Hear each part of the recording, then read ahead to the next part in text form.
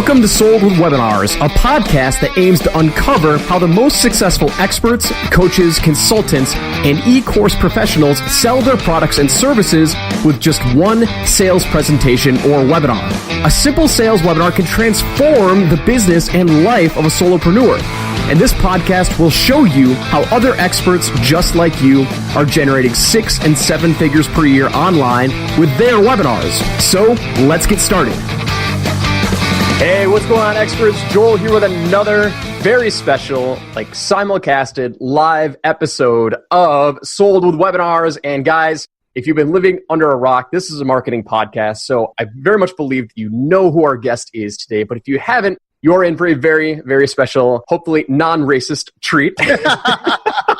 I've got the Wolf of Paid Advertising on to talk about his success with webinars. We'll talk about advertising and all sorts of things related to webinars. The man, the myth, the legend, Billy Jean. Billy, welcome to the show, my man. Joe's in the building. What's up, man? Thank you for having dude, me. Man. So right before our podcast, I was watching all sorts of videos that you had been posting on social media. You're huge on social media, obviously. But give us a quick 30-second. For some reason, I've got some people living on the other side of the planet, have never heard of who is Billy Jean. What is Billy Jean is marketing? I'm just a guy who gets paid to help businesses get customers. And the way I do that is with social media advertising. Facebook, Instagram, and YouTube is my thing. Not only do we do it for people, we teach it. We're trying to change the education system for entrepreneurs, and that's kind of the mission internally. There it is. Boom. Boom. Boom. Super simple, super succinct. It sounds like you've got some marketing background. You're able to get what you do in a very, very short amount of time, which is awesome. So Rob Bailey, I'm going to give him a shout out because he's the guy who connected the two of us. I've been following you for a while, kind of social stalking, as you call. But I want to give him a shout out because he connected us. And I saw that you had been releasing, obviously you've got your huge following and you teach webinars as well, right?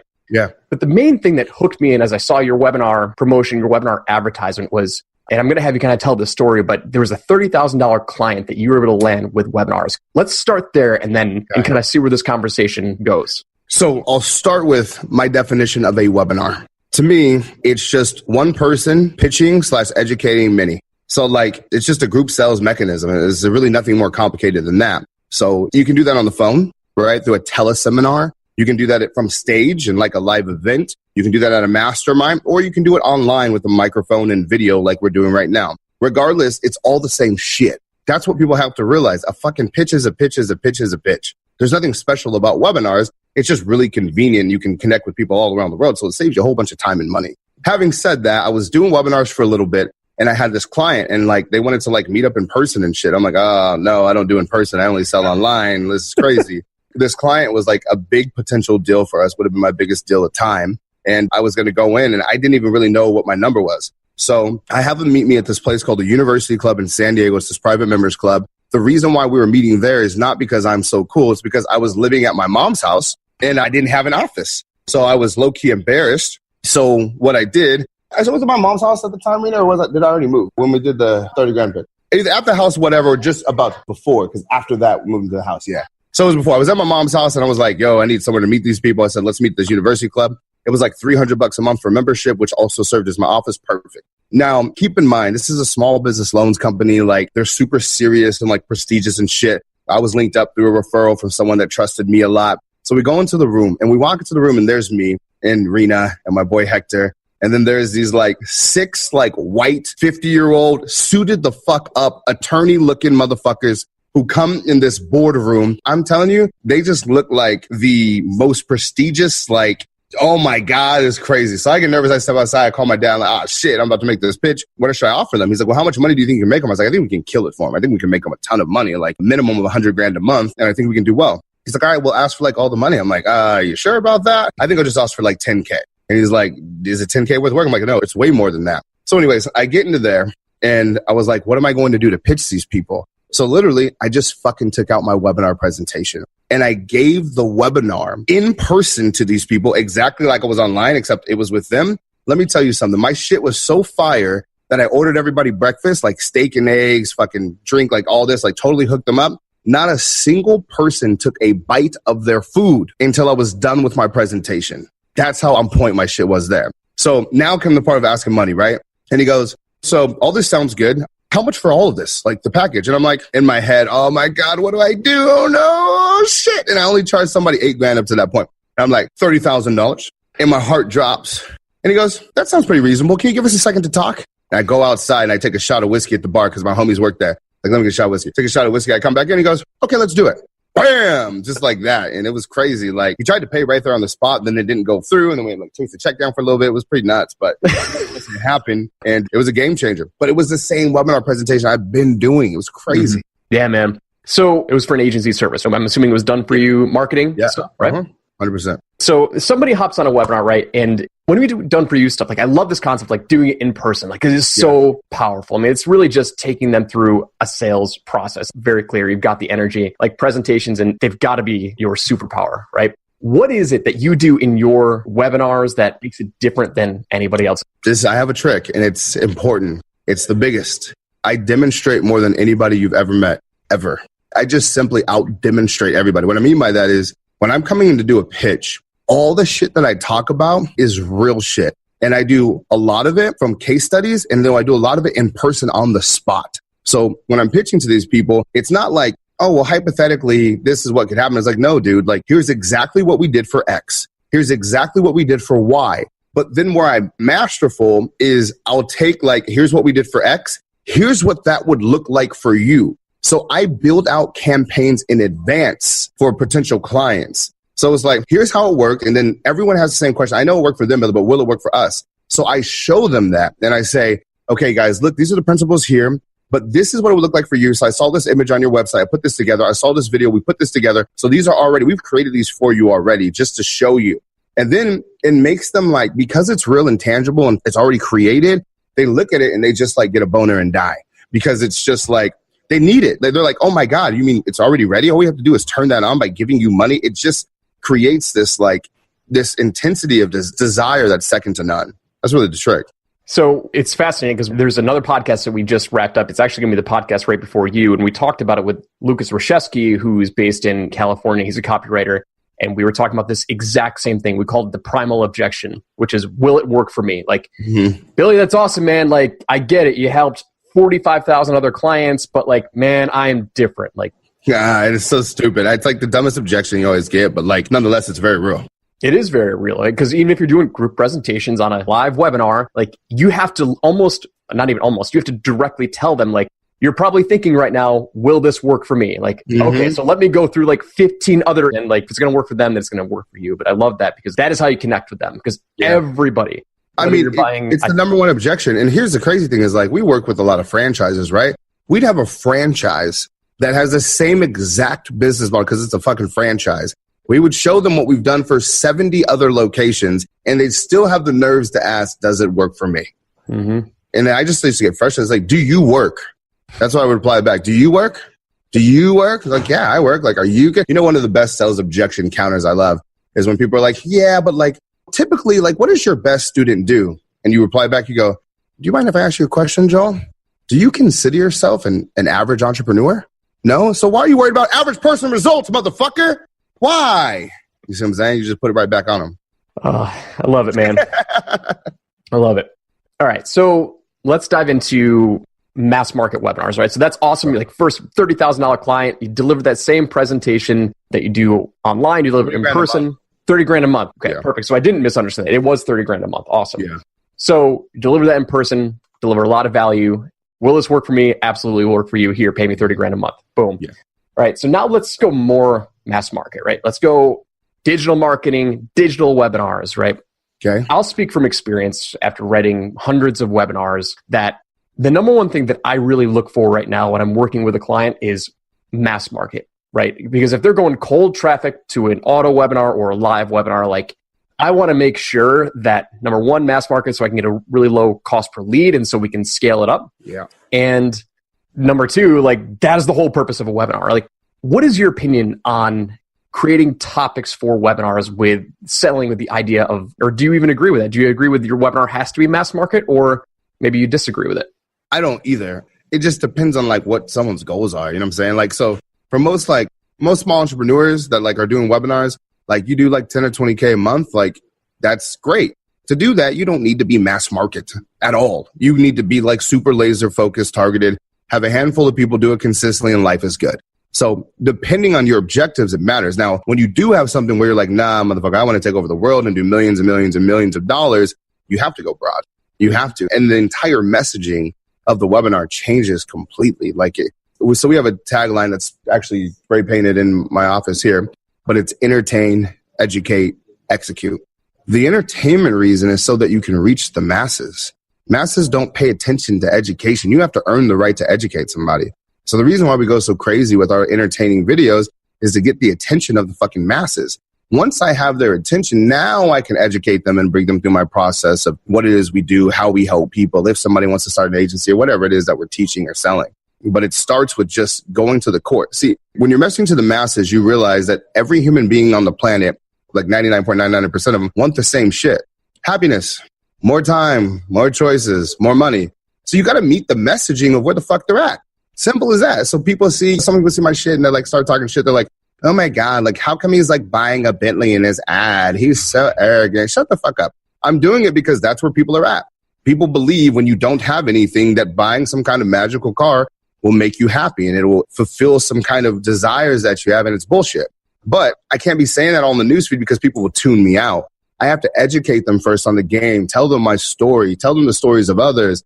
And then I tell them, by the way, you're ridiculous for clicking on this ad because I had a Bentley in it. You're ridiculous for being here because you saw me buy a Ferrari. You see what I'm saying? So you have to earn that though. So you just got to really understand where the customer's at, meet them there, and then guide them along. Most people when they sell webinars, the reason why they can't scale has nothing to do with technical. It's because their message is already going to people who are considering buying. And they're just winning them over. Like they're already in the market. They're just choosing you. So you're not really selling them. When you take someone cold, it's like you know their desires and you got to rise them to the top. And then when they come, you're like, okay, here's the vehicle to get what you want. And we just are the vehicle. Amen, brother. Yeah. I've talked about, I ran a cold traffic webinar to try and sell my webinar course, and it bombed. And you know why it bombed? It was because number one, the cost per lead was really high, but I was also trying to educate them on a tool that they already knew that they wanted. So like, it was almost like they were way further down the pipe. And I'm like, oh, let me tell you a story. And like, it was the most expensive marketing lesson that I personally learned, but it's the name of the game. It's the name of the game. And it is so powerful. So I want to pivot a little bit because I want to talk about what you do really, really well in all of your social media advertising. And it's hooks and curiosity. What I see, any advertisement, any post, it's getting me to watch at least 3 minutes of it. Right? Yeah. Talk about like, how did you discover that? Like, when did that finally click for you? Like, this is the thing that I really need to do every single time. The short answer is data. You run so many tests, you start to see what works and then you own it because it works and you just stick to it. The longer answer is like, I've always been into sales and people. That's like, those two things have always been my thing. So like a lot of people think like sales and persuasion is this new thing, but you've been doing it your whole life. Negotiating a girl to go on a date with you. Negotiating your friends to go to where you want to go versus the other place. Negotiating where you want to go to lunch or dinner. So like I've been practicing persuasion forever. And I've realized like with persuasion, the very first thing you have to do before you can persuade someone to do anything is you have to make them listen to you. So curiosity just happens to be the most powerful hook to make somebody pay attention. Something new. When you hit them with a curveball, that story that you never heard before. You ever went to lunch or dinner with someone random and they just capture the attention the whole time? They take over the entire 2 hours. It's almost always because they have a story that you've never heard before or an experience that you've never done before. So once you understand that, then you can use a framework. And every single time you present a message, even though it's the same message, the way you can deliver that message can change. So for me, I see marketing in the entire industry as this industry where you have a whole bunch of really stale people who are very boring and they're just only doing talking head videos. So like I stand out with a new experience. So I may start an ad with me telling I'm going to shave somebody's hair off. Or I may start an ad with me in fucking Mario Kart or me being the Godfather or me jumping into a computer or whatever the hell it is. It's just different. So people get curious because they're like, not just what is he doing, but they're also saying, what the fuck is this? Who does business like this? Well, people who want to win. Yeah. I mean, the number one ad that sticks out to me that I'll never forget was the shaving head one. And I watched it again before we $25,000 to the girl lets me shave her head. That's right. Yeah. The wolf of paid advertising.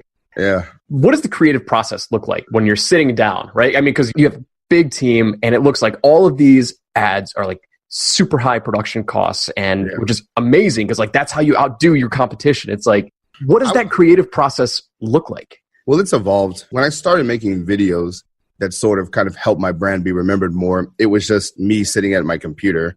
And the reason why I started to do videos like that is because in college, I hated to do PowerPoint presentations because I thought they were whack and everybody did them. So I would ask the teacher if I can do videos instead. So when I was doing that, that's when I started learning the tools of like, okay, you can do this. And then when people would see my videos in class, everybody was excited. They're like, oh, not another fucking PowerPoint presentation. Like, what's this guy going to do? So I kind of learned that. And then I brought that to like the marketing game. I'm like, all right, I'm going to start doing these videos. And I'm going to just like be myself and just see what happens.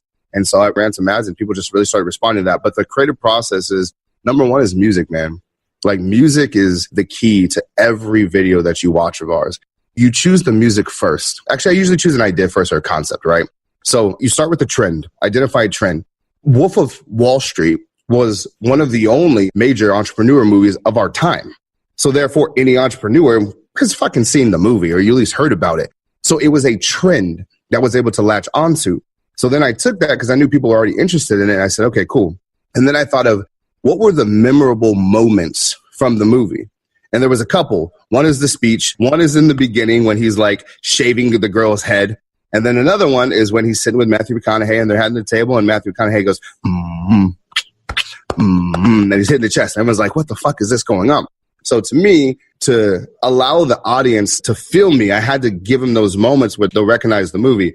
So the whole beating on the chest shit was like that. And then I just had a homie who does music, who just always been sending me music for like a decade. So I hit him. I was like, yo, we need to remix this shit. So like it comes on and like, here's the script. Here's the story. Like, how can we do this? I was like, okay, cool.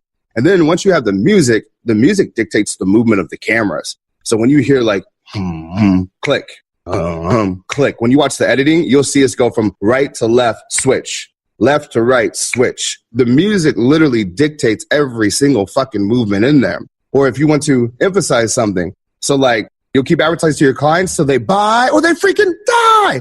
And it's a really emotional moment. Well, what makes it emotional is not just the words and the facial expressions, it's the fucking sound. You'll hear little drops and you'll hear stingers that build and goes, boom. Like those things are what make a video. So if you saw like 4 versions back of the final Wolf with paid advertising, you'd be like, I got to be honest, guys, this fucking sucks. Because it's the little sound and movement in camera switches that make it. So my process is music and then also too, like copying genius. There's so much creative stuff out there. Like don't try and like completely start something new. Like leverage some greatness there and then make it your own. And then some original things happen too in the middle. And so I'm excited to share with the world this Western that we're working on. That's going to be a game changer. Yeah. Oh man. Yeah. Can you give us any teasers, any sneak peeks on it?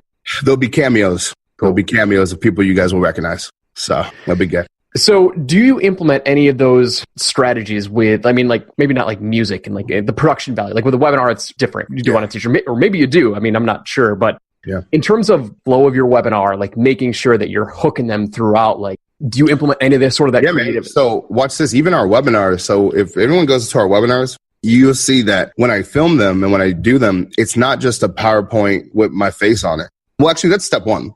I was doing webinars for a long time with just slides. And then I did something crazy. I turned my webcam on because someone in my group, shout out to Adam, he goes, Billy, have you ever thought about turning your camera on? I go, what?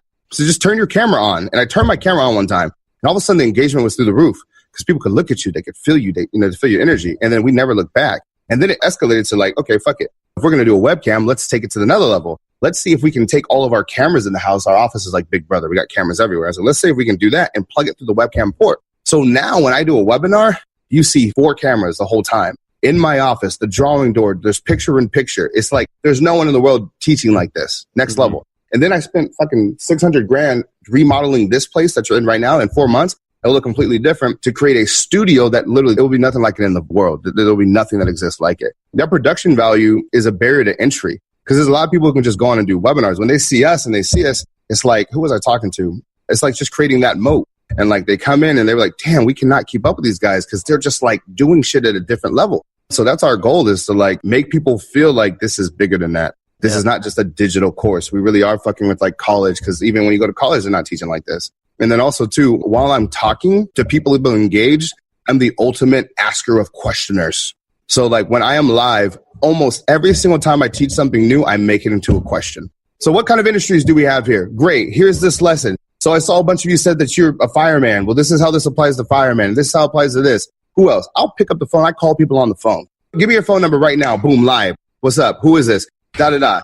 And watch this. That's the ultimate curiosity. Because people go, hold on a second. This guy thinks he can do this live. He's just going to call a random person and actually make this happen. I'm like, yeah, man, I'm the best in the world. This is what I do. I'm going to call a bunch of people live and just go through the process. So I'll do phone calls, a lot of questions. I'll throw in money every now and then. Like, yo, who wants $100? So people are always on their toes like, damn, I got to stick around. I don't know what this guy's going to do next. And same with our ads. Like, we've tried to create a position in the marketplace. When people see Billie Jean marketing come down the newsfeed, they go, oh, shit, okay, hold up. I got to see it. What are they doing now? Nah, I got to, like, come on now. What is it? Even if they don't like, even the haters like, oh, what's this douchebag going to do now?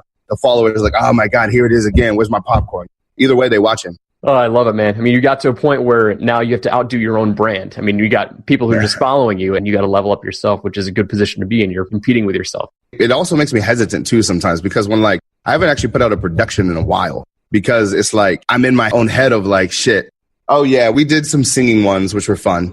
Those are our last production ones. Those were good, but they were like different. So they wouldn't be compared, right? But people are going to be thinking about like our James Bond, like Wolf of Paid Advertising, where we do these like mini movies. So like when the next one comes, it's like, we can't come with no bullshit because then people come and they go, that's cool, but it wasn't as good as blank. So like my goal is when they put it out, they always go, oh my God, this was my favorite one. Or like when it's hard for people to decide, like, oh, was it the Pirates? Was it the Spartans? So it's fun. So I love like all the different levels of engagement that you throw inside of your webinar because it's what 99.9999% of people are not doing. So I've got one other person who would do phone calls, but he wouldn't take them live. What he would do is when he got to the pitch, you put the phone number up on the screen and he would say, hey, listen, if you have any questions, like call this number. And then it would ring in the background. So he did it more as a conversion tactic. Right. Like, oh my God, people are calling. I got to buy, which is awesome, man. I love it. So you do all sorts of different types of advertising, not just digital media. Like I've seen billboards, right? Yeah. What are some unique ways that you've advertised for webinars? Have you ever done billboard advertising for webinars? Yeah, we sure did to an automated webinar. Did it work? Yeah, broke even. So like, it's cool. Which is for us is a fucking billboard. To me, like my brain only works in ROI. Like I'm so trained now. So like I like look at nothing as an expense, but like when you understand advertising, everyone listening, all of a sudden traditional things that most people call, like watch this. When I bought my Bentley, people are like, you're buying a Bentley. What a waste of money. I'm like, bitch, we fucking doubled that shit in like 3 months. I got a Ferrari and I'm like, damn, this is like, I shouldn't be buying a Ferrari. This is kind of stupid. But that's like me letting other people get in my head of like what's right and what's wrong. I know that the second we put out this next Ferrari ad and that my daughter's in it and it's going to be funny, I know we're going to make so much stupid ROI on it. It's dumb. So like, I don't view them as expenses. They're props. They're giant fucking props. The billboard was a prop to get attention so that I can educate people and then I can help them. You know what I'm saying? So like, it's all a prop, man. It's all one big fucking prop. But the more you spend, the more you're gambling with the returns. So like, I say that with awareness of like, be careful. Like you could outspend yourself. Even our office that we're redoing this model shit, it's a prop. It's an environment. It's an environment that we're creating to give us better position. And it's also a studio. You'll see like 30 style luxury seats in here where people will be able to learn live. It's going to feel like an episode of like Saturday Night Live, except for education. It's be crazy. I mean, nothing like it, but it's a lot of money that I have to put out. We just really got to make sure we deliver and flip, get a better ROI. 100%, man. It's almost like a ticket for entry. I was reading this article from another marketer, and he was talking about how somebody convinced him to buy a condo in, I think it was Las Vegas, $1 million condo. Now, this guy does big brand advertising. And so he's like, all right, well, he looked at who else was living in that condo. Yeah. And he's like, all right, cool. And so he bought it, like just on a whim. He flew out like either same day or I don't remember the exact story, but it's $1 million condo. And stupid quickly, he landed like a $900,000 client, like months. That's how it goes, right? Because he was rubbing shoulders with him, like it was his next door neighbor or whatever. See, bro, what you just said right there is like what I believe in so much, which is winners win and losers lose. It's just when you're a winner, you just fucking find a way to make shit happen. That's why you even hear like when people like lose all their shit, the next story you hear about them is they got it all back. Because winners will fucking win. I mean, you find ways. And that's where the mindset shit comes in, right? When people always talk about like your mindset's off, it's a real thing. Yeah, exactly. And so my other podcast, Experts Unleashed, is all about showing how people create and seize and spot opportunity, right? The world of entrepreneurship, like in my opinion, the single most valuable skill is how can you seize opportunity and then ultimately learn how to create it? Because like no matter what happens, if you learn that skill, you'll be gold. Like you'll never go hungry again. with some sales. Take that with sales. The ability 100%. To sell. You're golden. Yep. So I asked this question on my Facebook profile so people know that we're live right now. And I asked what was one question that you'd ask the paid wolf of advertising if they could ask you. So Brian Reese, I'm going to give him a shout out right now. He said, what was the one thing you would have done differently once you started to scale? I was actually just talking about this with Rob Bailey. Shout out to Rob. The one thing I would have done differently when I started to scale is I would have grown smarter. I would have grown more leveraged, meaning when you're going fast paced, you think the only way to expand your business is just to hire. You get in a stage where you're just like, I'm just going to hire someone, I'm going to hire someone. But there's other ways that you can hire. I could have leveraged outsourcing more, could have brought in more hourly workers instead of salary. There's just a lot of strategic things that you start to understand that I could have done that would have saved a lot of money, probably accelerated growth that holds us. So just like you have to have discipline. Discipline is everything. You have to have discipline in your business too, even though that there's more money in, like find ways to continue to increase sales without increasing overhead. And that's a different type of challenge and discipline. And it's really hard to do at times. So you got to make a decision. And that discipline is everything though. I couldn't agree with that more. So we went through a massive growth spurt last year and had massive amounts of revenue. And then I started taking on multiple like high monthly expenses. Yeah. And then I transitioned our business because I didn't like that type of realm that we were entering. But I still had all these monthly expenses growing. I'm just like, well, dude, I mean, it just sounds crazy. If you think about it, man, you're like, damn, how the fuck can I spend $500,000 in a month? It sounds like a lot of money. I'll breeze through that shit. You know what I mean? Like, there's like, so it's a learning experience for sure. So that's why, like, also too now, like when you guys are scaling up, just remember mistakes get more expensive. What it costs you to make a mistake when it's just you is not the same when you have a team and these fixed expenses. And so you got to make sure, like right now, I don't fuck around. I have coaches for everything. I don't try and guess shit at this stage in business. You don't do that. Even for the move that we're doing, I have a whole project manager. I got a team of like 4 that are just managing building out this studio and construction that are on this like crazy. So it's a vibe. Amen, brother. All right. So Justin Pendello asked, what is the deliverable on a $30K per month client? Like, what does it take to actually deliver that? It's the same thing on a fucking $5 a month client, leads. Crazy, isn't it? It's just the like, level of client that you serve, right? Yeah, the metrics are just different. You know what I'm saying? Like, they're just different. Like, as opposed to a client being worth like $20, $30, $100, the client's worth 10 grand, 50 grand, 30 grand, 40 grand. The math is just different. Love it, man. So tell me a little bit about, and we'll wrap up after this and we'll do a quick recap. But when you mentioned on your webinars, I'm going to go back to webinars as the Sold Webinars podcast. You mentioned on your webinars, you out demonstrate everybody, right? So this is contradictory to what other people are teaching, where they say they don't teach a whole lot. Right. What is your methodology with that? Like, are you teaching strategically? Really strategically. But like, I think one of my strengths is simplification. So like when I'm demonstrating, I'm not fucking like going into ads manager and building out campaigns and ad sets and going into AdWords backend and fucking going through keywords and shit. That's not what I mean. I mean, show them the overview, right? Like show them the cake. Like some people do a whole webinar and you'll tell somebody how to make a cake, but you don't show them a fucking picture of a cake. Like show them like, this is the ingredients. Here's what it looks like. There's an egg, da-da-da-da-da. I bring them through these cool 3 steps, which I teach you more about in depth later. And look, I got a motherfucking cake at the end. This is what the cake looks like. You know what I'm saying? Like show them. Or like people will demonstrate and say like, oh, to do this, I use this website. Go to the fucking website and show them how easy it is. So like little things like adding music and videos or something. Like I'll pull up my software in 3 minutes, show them how simple it is. People need to believe that they can do it. And when you don't show them, it's tough.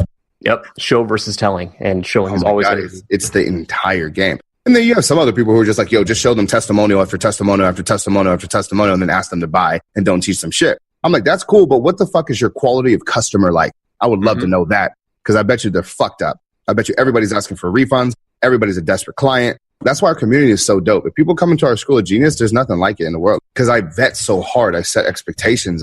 Getting to a level that you've got a team, you're growing, you're scaling. I mean, it's a different mindset and you're all ROI based. But the fact that you've mastered the ability to show versus just telling, and it's the same skill that you sell, $5 product is the same exact skill that you're going to sell a $30,000 per month. Or to land your future wife. Or it's the same shit. Tell me you didn't close your wife on a webinar. I mean, dude, you can close them everywhere.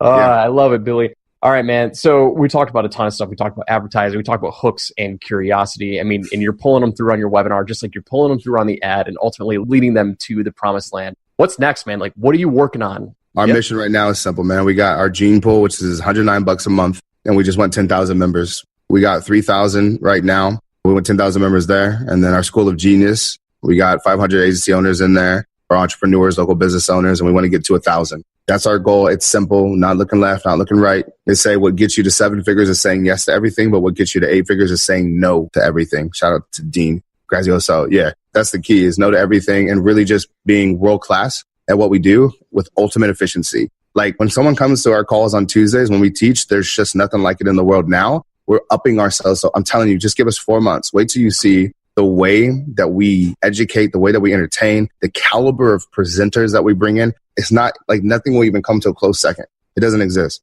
So that's it. Just sticking an eye on the ball, and that's where we're going. So what are the links that we can check you out at for those products? Man, just fucking subscribe to our shit on YouTube. Follow us on Instagram, Billie Jean is Marketing. Make sure you get notifications on Facebook, and I'll sell you some shit, I promise. Just fucking follow us. Billy, man, I had a blast. It was a pleasure having you on. There's nothing like learning from two marketers, and your style is unlike anyone else, but it's very attractive. It's very compelling, which Thank you. I'm pretty sure that the definition of marketing is attraction. So, there you go. Which means Billie Jean is marketing, right? There it is, man. That is. Well, Joe, I appreciate you, man. Thank you for having me. You got it, man. It was a blast. And for everyone else tuning in right now, we'll see you on the next episode. Go connect with Billy. Let him know you heard him on Sold with Webinars podcast, and we'll catch you. Penis! Yeah, let's do it, brother. Woo!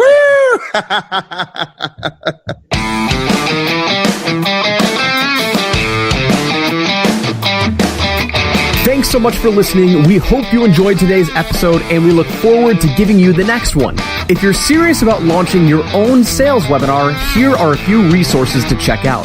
For free access to the software that we built internally for the webinar agency to train our copywriters, head to soldwithwebinars.com to sign up for a free trial to the Webinar Vault and get access to regular webinar breakdowns that are generating hundreds of thousands of dollars per month. If you'd like to work with me one-on-one on your webinar project, head to thewebinaragency.com for more details.